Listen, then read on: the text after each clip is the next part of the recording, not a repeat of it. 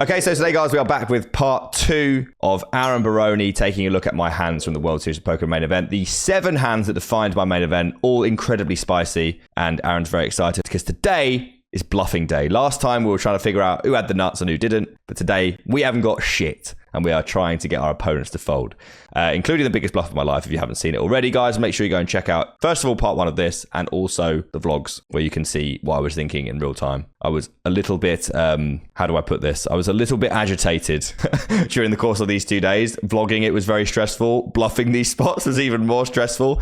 Do go and check those out. The support on them has been amazing, so thank you very much. Aaron, are you ready to get into these hands? I am ready. Let's go. +3 is a villain that is a Bulgarian reg with over 1 million in cashes. This is very early on, day 2, first level, 400, 800. We have 93k after chipping up a little bit. We started on 70, 78. We won a few pots, which are not interesting enough for you to talk about. Just assume I played them unbelievably well. And we flat the button with ace jack of diamonds. And the big blind, her name is Gabriella, and she has got 3 things on her Hendon mob. One of them is winning a tournament in Florida in Hard Rock, or whatever you call it. And that's it. That's all she's got on there. I don't know much about her other than that she's lost a few chips today. She started 130k. She's now lost about 40k in some rough spots. She squeezes to 6,500. +3 goes for the call, and I think I just have a call. Aaron? Yeah. I mean, I think flatting pre just versus single raise is something that a lot of people might not do either. But when you're very deep, for me anyway, I want to play a lot of pots in position. Yeah.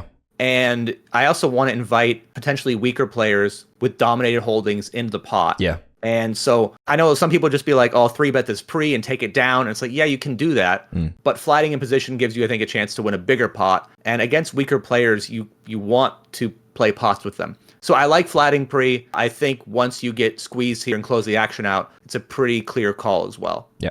We agree so far. I'm pretty happy with that. Jack 5 deuce with 2 hearts. She bet 6,500 and the Bulgarian guy calls. And now we are on the button. Just want to be calling. I think raising is really overplaying top pair. Yeah. Folding this is far too weak, especially with the backdoor diamond draw. Yeah. So we do go ahead and call. It's important to note here, guys. So when I make these vlogs and I'm writing hand histories, I've got a spare phone to write them down. Sometimes I get them wrong. This hand I actually got wrong, which matters somewhat because the 5 of hearts is on the board, not the 5 of diamonds, and the deuce is a diamond, as you can see from the top of the board. So it's Jack 5 deuce, but the deuce is a diamond and a 5 is a heart, just so you know, Aaron. So that will reduce some combos that you may think that we have, just to let you know. We call, and the turn is the 4 of diamonds, pretty much one of the only things I want to see, apart from a jack. We're like, okay, we're happy. And then we are suddenly not happy as she bets about 2/3 pot, 27 bags into 40k. The Bulgarian guy folds very quickly, and now it is over to us. So I think if this turn is the 4 of clubs or the 4 of spades, I can actually get behind a fold. Yeah, again, given how the main event plays, how her range probably looks, it's not the 4 of spades, it's 4 of diamonds. And so I think we have just too much equity to be folding. Assuming she has kings or queens are the most likely overpairs, given that you block aces. Yeah. If she has kings or queens, you win this pot on an ace, a jack, a 3, or a diamond. I haven't done the counting, but that's a fair number of cards, right? And so given those outs and how much you guys have behind and the pot odds you're getting now, I think you just need to put in the 27 bags. Okay. I did note at the beginning of the day 1 review that we did, there were a few people in the comments disagreeing about some of the plays that I made. One of the disagreements from somebody was they wanted to shove this turn. I think that's ludicrous. But if you want to just touch on that. So if you're going to shove this turn, I assume it's because you think you just have the best hand and don't want to see a river. Because if you're, I guess the only other alternative is you're shoving turn to make them fold kings or queens, which is optimistic. Really, I think if we're out of position here, there's more of an argument to shoving turn. Position really matters because being in position means that when your river card does come and they check, you get a chance to bet. Where, if it was switched and your opponent has kings, they might see a diamond or a 3 and just check, give up because they're scared. You don't get any extra value from them. So position just leads to you getting value on a later street, which means there's more reason when in position just to flat and more reason out of position to jam. So I definitely don't like shoving. Yeah. I don't even know what the plan is when you're shoving. Are you trying to make better hands fold or get called by worse? If you don't really know, then shoving's usually bad. Yeah, I completely agree. I'm just trying to throw that commenter under the bus. No, they deserve, do it. I call after deliberating a little bit, obviously. I don't think there's anything else that you can possibly do in this spot, but it's obviously a very big spot and you want to think about what's going to happen on the river, and you might as well give yourself some time now. We do put in the money, and the river is not a diamond, it's not an ace, it's not a jack, it's the 8 of hearts, and she checks. Aaron? So you are still left with top pair, top kicker, and you do beat bluffs. The question is, if we end up jamming this as a bluff now, can we make her fold kings, queens, perhaps even pocket aces? And again, we go back to how the main event plays. It's possible you run up against an opponent who hero folds those hands, and sometimes it's possible you run up against an opponent who calls worse. And so I think this is where your reads make a really, really big difference. How much had you played with her so far? This is the first level of day 2, so I don't know her. I know she's lost a few pots, and I know she had like 130k. Some of my thinking did go into the fact that she would have told all of her friends that had 130k for day 2, super exciting, and then this was pretty much her tournament life. And I know that people don't like to, we saw someone fold the nut straight. Granted, it was level 1 of the main. I don't think she has any flushes when she checks. That was the main thing. Like, I think you'll have some flushes, but most people won't have flushes here. I think, generally speaking, no one. So I was like, okay, she probably doesn't have a flush. I think it most likely hands kings and queens. How does it feel to be check calling off here in this spot when I can have, a lot of good hands? I can have flushes. Obviously, I can't have ace 5 of hearts or 5-4 hearts because we know that is not possible because of the board. But I certainly do have all the ace x of hearts. I can't see any reason why I wouldn't have any of those, considering I've got in here with this. I have all the ace x of hearts, because on the turn I pick up gut shot, on the flop I've got nut flush draw. When she checks, I also can shove sets. I think I can shove 5s. I think I can shove deuces pretty happily. I think I will always do that. I'll definitely shove jacks. And she could potentially have jacks that check calls the river because she's scared of the flush. So having a jack seemed quite good. And coupled with the fact that it's the main event, and I just didn't think that people like busting. So that was everything I was thinking, Aaron. I think you even have more value combos than that. You have ace 3 suited as well. Yeah, I have ace 3. I have all 4 combos of ace 3 suited because the flop I have to call. Yeah. And when she checks river, you're going to be value jamming that. So you have all 4 of ace 3 suited. You have a lot of flush combinations, not just ace high flushes. Yeah, 6, 7 of hearts. You could get here with, 10, 9 of hearts, queen 10 of hearts, king 10 of hearts, king queen of hearts. They're all going to play the same way. Yeah. And ace 10 of hearts, you still can have. You might even have ace queen of hearts, depending on how you decide to play button versus the regs open. Yeah. So you have just these hearts. umpteen value combos. Yeah. And then it comes to, okay, well, what are you going to bluff with, potentially? Yeah. And if we think she never folds kings or queens, then the answer is we're just not going to bluff. Yeah. Right? Like, okay, we're not. But if you're going through your value combos, I think in theory you want to have a heart, but you never have a 1 heart combo here. I don't have one. So then it's like, okay, well, I don't block flushes. What else can I use? Using top pair here is kind of interesting because one hand that she could have that goes 3-bet pre, bet flop, bet turn, check call a heart river would be pocket jacks. Yeah, completely agree. So I think using a jack here is interesting. And I think maybe your worst jacks are better than this, just if we're going to rank bluffs, because maybe you can shove jack 10 and make her fold ace jack, right? Yeah, but I also kind of liked having an ace because it meant that, it was less likely she'd have aces, and I think people get quite attached to aces. Like, people would rather call aces here than... and they should, because aces actually does block some value hands. Any aces, she blocks 2 combos of straights that I'm jamming for value. Yeah. So I thought that having an ace and a jack seemed pretty good. I didn't think I won at showdown. I couldn't think of a value hand that she would possibly do this with that'd be worse than this. So given that I didn't have any bluffs and this seemed like a decent as combo as any, I did decide to end up shoving. What is your assessment of the shove, knowing everything you know about the main event? And theory wise, I think it's really good. I think in practice it's also really good because your assumptions about people not having flushes are mostly correct. If she 3-bets ace queen of hearts and bets flop, bets turn, big sizes, and then checks a heart river, like odd, people generally bet. So I agree with your assumptions there. The real question is, can you make them fold queens plus, queens, kings, aces? And again, that's going to be really read dependent. But I don't mind going for it here. I don't know how many other bluff combos you really have. So again, I think theory-wise and in practice, it is going to work enough to make it profitable. Yeah. So I think that's all we need to say about that. I'm happy that you don't mind it. I was really happy with it at the time. I think this is really good. I thought it through as much as I possibly could, and I picked the wrong person.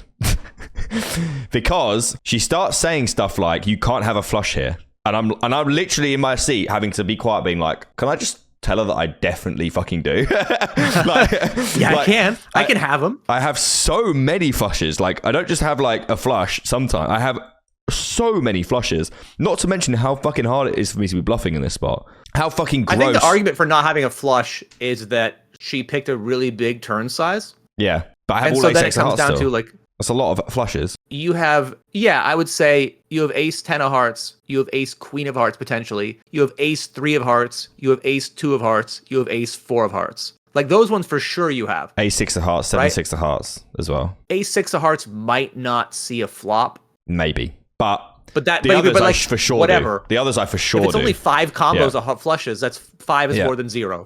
So I was very, very upset to hear that, and I thought, I'm going to get fucking called here. This is awful. I've picked completely the wrong person. And I said to the camera at the time, like, you just don't know who you're dealing with. But unfortunately, I picked a person that had just decided that not only did I not have a flush, that I couldn't possibly have anything else of value, and didn't spend any time thinking about what the fuck I was ever going to be bluffing with. Because she only took about 40 seconds to call. Legitimately. And I was literally like, I'm out, and this is going to look so dumb, and I've been so wrecked, and I've wrecked myself, and this is just stupid. Anyway, she flicks in a chip, and I say, nice hand. And I'm just like, I'm fucking out. And then she turns over ace, jack, offsuit, ace of spades, jack of clubs, I think. And I was literally, and she said, I just didn't think you had a flush. And I went, why? Anyway, so I got half the pot. Yeah, ace of clubs, jack of spades. I got half the pot and a big fucking heart attack. What do you make of her call? I think that I don't like it in a theory world. I really don't like it versus you. Yeah. In this spot. This is, and imagine, just because, like, this is the only time I've ever done something like this in my entire poker career, and I get called by a chop in the main. How fucking unlucky do I have to be? I mean, she doesn't watch the stream, clearly. No. She doesn't see. I mean, it is a spot where it is so underbluffed that you're turning top pair, top kicker into a bluff. Yeah. Right? Like, if you think about it that way, then I would say 99 times out of 100. In fact, it might even be 100 out of 100. She does not win the pot when she calls, right? Because if you're turning ace jack into a bluff, I mean, are you turning queen jack? You might just check queen jack and say, Yeah.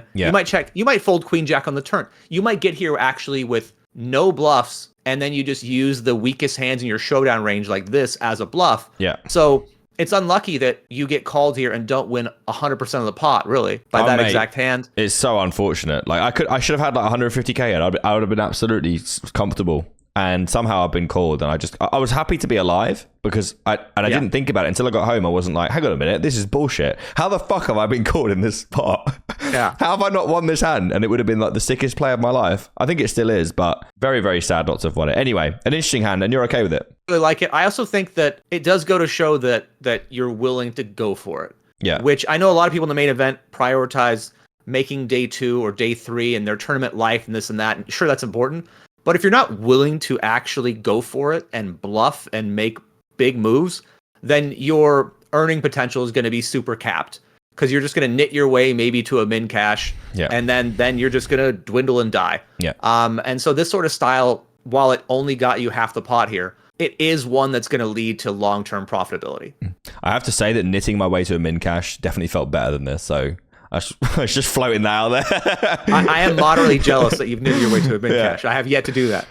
Right, so then we were left with about 100k, and we were hovering around between 100 and 120, and there's a few more interesting hands to go over in day 2 that obviously resulted in my demise, so let's go and take a look at the next one. So on our next interesting hand on day 2, we've got about 100k. Things are going averagely, and we defend the big blind against an American reg who's got less than us, and he's just a thing. He's like a whatever. Kind of, I don't really have much to say about him. The flop is Queen Jack 6. We check, and he goes for a bet of 1.8k. I figured this was pretty close. I think that really all my options are on the table, whether it's call, raise, fold, and I kind of hate all of them, right? Like folding, it's like, well, I have a gutter, and he could just be c-betting wide, and I could take this pot later. Calling, I'm like, well, I'm out of position. I'm drawing to a non-nut straight on a board with 2 hearts on it, right? And then raising, it's like, well, raising's interesting, but do I have enough turns that I'm barreling?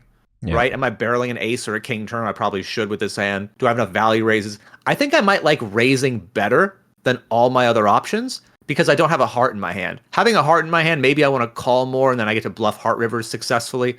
But I think I'm between raising and calling above folding. just because folding a gutter versus a tiny c-bet makes me feel sad. Yep. I did also land on call. We go for the floaty McFloat face, and we see the queen of diamonds eventually on the turn. Here I am thinking about whether I'm supposed to fold. But yeah, queen of diamonds lands on the turn after we check call, and it goes check, check on the turn. And I'm thinking, well, I'm bluffing fucking everything on the river, and then I river a pair. So I decide that I might be able to win a showdown, as you do. Fair enough. And I go for a check, and he bets rather large, 7,500 into about 9k. And we are left with a decision. I think folding, first of all, is totally reasonable and fine. Mm-hmm. Like, I don't have a problem with folding. Yeah. Right? Like, you're actually lowish in your range. You don't block straights. You don't block flushes. So folding this is fine. I could see an argument for calling in that you think your opponent's going to potentially bluff this river. But I think if I'm going to continue here, I'd prefer a raise. The question is, how many bluff raises do you want to have here? What do you want them to be? And I would say usually here, I want to block a full house or a flush. If you check raise, can you make him fold ace king? I hope so. I think that's an interesting question. Like, if a check raise makes him fold ace king, then you're really only afraid of getting running into a hand like pocket queens, queen jack, pocket jacks, pocket tens. And if you want to have a blocker, well, you don't want to use a queen as a bluff. A jack almost feels too strong, but a jack or a 10 are what you really want to use. And I mean, I guess you have a 10. So I think readless, I would just go for a fold. But I think with reads and information, I could land on a raise.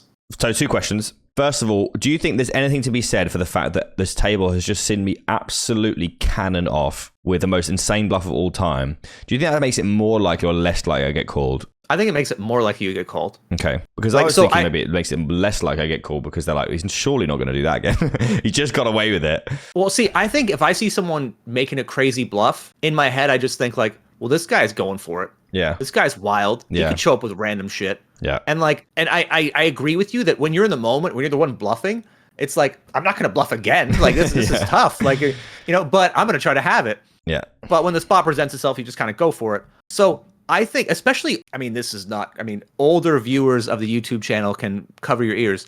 But I think it's harder for older players to not fall into the habit of just saying, this is how this guy plays forever and ever. This is my read, and I'm not changing it. Yeah. Right? I think it does make it more likely you get called. Like, I think here, if he has a hand like ace 5 of hearts versus what he just saw you do, I don't know if he's folding it. That's true. Yeah. That makes sense. And my second question is, what sizing would you use if you did decide to raise, which we do? Probably around size of the pot. So like between 23 and 26. Okay.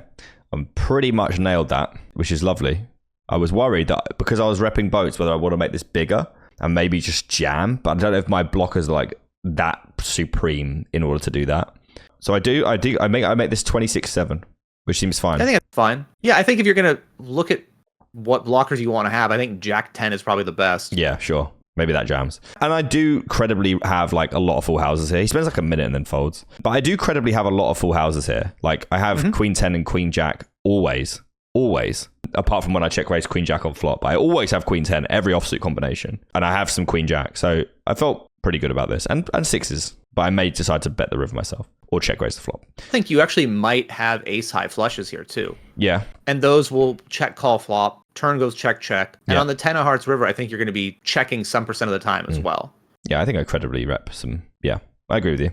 So we did talk about another hand that didn't make it into the vlog because the audio was scuffed. I don't know if you saw that. So we're going to have another look at that now. There's 2 more hands to go. And these are the 2 where kind of the wheels are coming off. So they're probably important to do. So let's go and take a look at the next one. All right, Aaron. We have got ace king. We are around the 100k mark. We're about to find out. Under the gun 2 opens, who is a wreck / he's like a whatever, middle-aged American, hasn't shown much. Made a very poor bluff attempt against me earlier on. We 3-bet the cutoff versus +2 to 7.2k, and he calls. The flop is Queen 10-4 with all hearts. Queen 10-5, actually, it looks like. And he checks. I think at the time you said you didn't care what you did here, just as long as you bet small or check. Yeah, I think both are fine. Yeah. If you think about even when you have the nuttier parts of your range, you're not going to be betting a super big sizing here. Yeah. So we do choose 5k into 17.4, and they go for a call. Turn is the queen of diamonds, and he checks. I think at the time you said you wanted to barrel here. Talk to me about that. So the queen is not the most amazing card here. It feels worse when you have ace king. But if you think about how many hands he has that have a queen in it, they're almost going to be exclusively like Broadway queens, right? He's not going to have queen 8 suited, you don't think. Queen 9 suited's close, but if he doesn't have that, it's queen 10, queen jack, queen king, and maybe ace queen at this level, right? Yeah. And you end up blocking 2 of those queens, right? You block the king queen and the ace queen, which are his 2 strongest ones. Obviously, he's still not folding queen jack or queen 10, but you block some of his value range. You also block ace high flushes. And when you bet a small flop size, which again, I think is totally reasonable, people are more likely to come along for that size. Yeah. So if he gets here with pocket 7s with a heart, pocket 6 with a heart, even jack 10 no heart, jack 10 of clubs, he's obviously calling flop, but you put those hands in the blender by betting turn. Yeah. You also still have a lot of value hands at bet turn here, right? You still have ace queen, you still have pocket 10s. I think aces and kings with a heart might slow down, but I think aces, kings without a heart should be betting still. So I think you have enough value hands here. And really, you know, if we're not betting this as a bluff, what are we bluffing with, right? Like what other hands are better to bluff with? Yeah. So in terms of blockers, I think you have one of the best combos to bet the turn with, and you still make him fold hands that are, you know, second pair or worse. Yeah, I agree. I think this is very fair. And we do decide to check back, which I assume you don't think is absolutely awful. I think it's fine. Yeah. And the river is the deuce of diamonds. And he checks again. 27,400 in there. And it's on us. So the range of hands that you might check back here still has enough value in it, right, to be betting. Yeah. Right? Because you might check back kings or aces with a heart. You might check back pocket queens, maybe even pocket jacks, or if you had ace 10 for some reason. Yeah. And all those hands, I think, want to bet. And all those hands are actually, I think, targeting a 10 or worse. So I actually think on this river, my sizing is going to be pretty small. Okay. I think that overall my sizing here might be, I think it would be at most like 15 and a half. Okay. So I'm curious to see what sizing you picked, if you did bet. I did bet, and I went with about 12K, I want to say. Yeah, I think it's fine. I think 11 to 15. Super hard pot. I would have been a bit bigger if I'd counted the pot better. I think I tried to go for something just over half pot, like 55% pot, and I've ended up just a bit small. I got absolutely fist pump snap called by ace of clubs. Unfortunately, he beat me into the pot. Fair call. I think it's pretty reasonable. Like he didn't spend any time whatsoever on it. I mean, I'd prefer if they spend time on it, but it kind of lets me know a little bit about how they play. Yeah. I will say that same hand, if you barrel turn, is put in a nasty spot because when you bet the turn, it's not even the turn bet that concerns them. Yeah. It's the threat of a river barrel. And people, I think that same hand folds some of the time when you bet turn. And even if he calls, you could still jam river and make him fold. Not only that, but what does he do with queen jack? Yeah, true.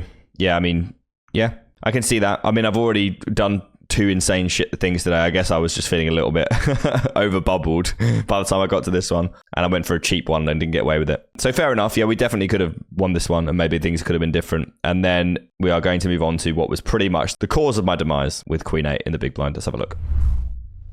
So we're going to start this one with the flop, Aaron, because the pre-flop is a picture of my face, so no one wants to see that. The cutoff opens is a good Bulgarian reg I talked about earlier, over 1 million live earnings. He opens the cutoff, and we defend the big blind for 2 bigs. He opens 2 bigs, we call. Queen 7, and obviously we check, and he goes for a bet of 2K. How much check raising would you like to do, if any?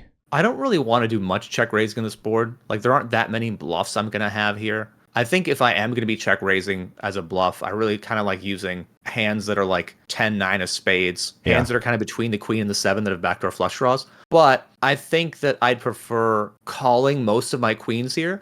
And if I'm check raising, I might just check raise my better queens. Given his opening position and how we've seen him play so far, I think I would just still rather call this sort of a hand than raise it. I did call. Terms the 4 of hearts, bringing a backdoor flush draw, we go for another check, and this time he bets 7.5K into 12K. Yeah, I like raising now even less than I would have liked it on the flop. Yeah. Just another pure call. Like, you have a very strong hand, and the best way you're going to get paid, though, is by letting him bluff into you or value bet worse. We do go for a call. Nice little bit of camera work there. And the king of diamonds rolls off on the river. We check for a 3rd time, and after about a minute, I want to say, the Bulgarian geezer, the slowest bet of all time, like slowly drops 25,000 chips in there. So 25K into 27,500, and it's back on us. Well, when he picks that big of a sizing, value raising is now 100% out of the question. right? Like he picks a sizing that's fairly polar, meaning he's probably going to have a hand that beats us or a pure bluff. You don't expect him to see like ace king here or king jack pick that size. Yeah. Right. I'd prefer if he would have bet, like for us anyway, 15 or 13. I would have felt a lot better about it.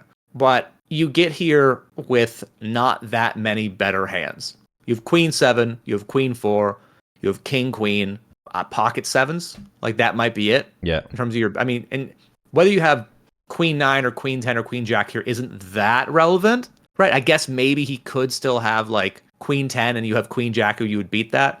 But I think this hand is just too good to be folding for somebody who's certainly capable of barreling this out. And the board ran out poorly where you actually have hands that go call, fold. Like you might have an ace high flush draw that calls flop, calls turn, folds river. A 7. A 7 is going to go call, fold.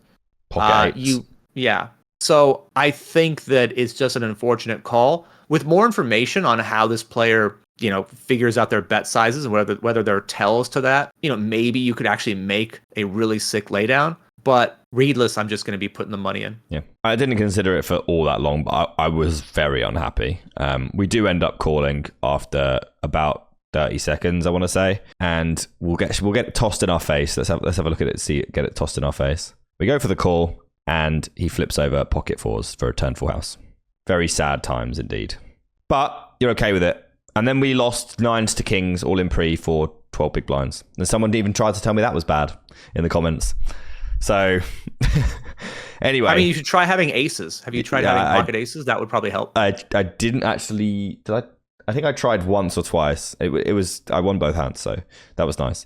See? Overall, I mean, as a wrap up, Aaron, that's the end of the hands. How do you feel I played, given those are the biggest spots? Overall, I think the thing that I really like to see was that your aggression levels were pretty high, and it gave you a chance to win pots that you didn't deserve. And if you didn't win those pots, you probably would have busted earlier. Yeah. So, it gave yourself a better chance to go deep in the tournament. I didn't think the aggression got out of line at all. And sometimes, honestly, if you're going to go one way or the other with your aggression, it's better to be a little out of line than a little too tight. The only thing that I think might take some more, like a closer look at would be some sizing stuff. And part of that's your familiarity with playing cash, where you're used to picking a lot bigger sizings. And the other part, as we've said before, is just the main event is a totally different animal.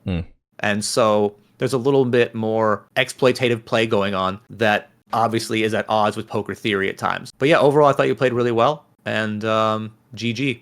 Thank you, man. GG to you too. They tried to get you earlier, but you did end up falling as well.